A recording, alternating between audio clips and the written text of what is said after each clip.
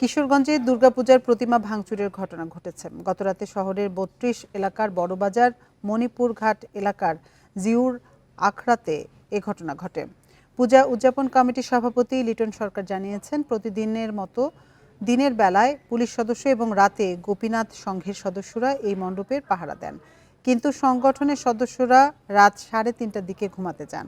এরপর কোনো এক সময় দুর্বৃত্তরা প্রতিমা ভাঙচুর করে। পুলিশ সুপার জানিয়েছেন, জড়িতদের শনাক্তে এলাকার সিসিটিভির ফুটেজ বিশ্লেষণ চলছে। এসব ঘটনায় জড়িতরা কোনো ছাড় পাবে না।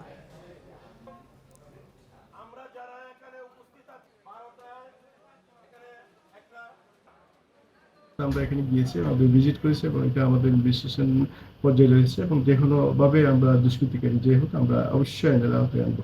এই বিষয়ে বদ্ধপরিকর এবং আমরা কাজ করছি।